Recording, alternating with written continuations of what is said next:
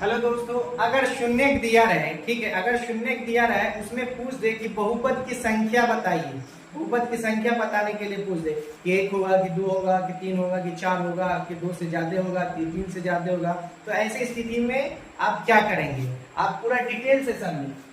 यहाँ दिया हुआ क्वेश्चन 2,4 वाले बहुपद की संख्या क्या होगी। शून्य दिया हुआ 2,4, इसकी शून्य पूछ रहा है तो हमेशा अनंत पर मारेंगे ऑप्शन। अनंत का मतलब बहुत सारा होगा, अनगिनत होगा। आई उसको डिटेल से भी समझाऊंगा। जैसे शून्य 2,8 वाले बहुपद की संख्या क्या होगी, तो क्या होगा, इसका अनंत होगा। क्या होगा, अनंत। शून्य 3,-2 वाले बहुपद की संख्या पूछेगी, क्या होगा, अनंत।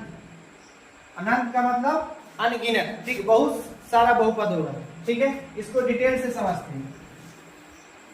जैसे 2 शून्य है, 2 शून्य है मतलब द्विघात बहुपद है। ठीक है, द्विघात बहुपद का रूप क्या होगा, ax² plus bx plus c, a does not equal to 0।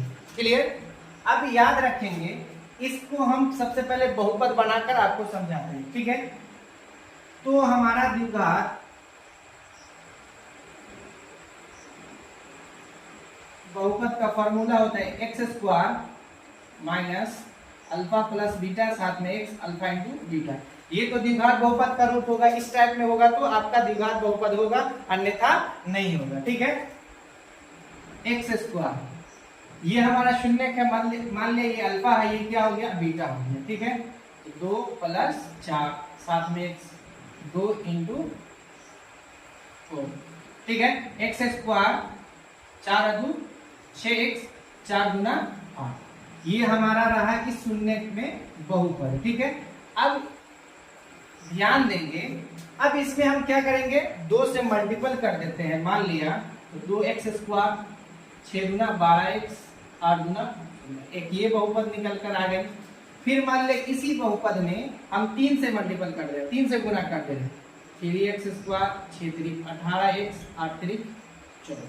हम मान लिया 4 से मल्टीपल कर रहे हैं, तो 4x², 6 24x प्लस 8 चौका 32।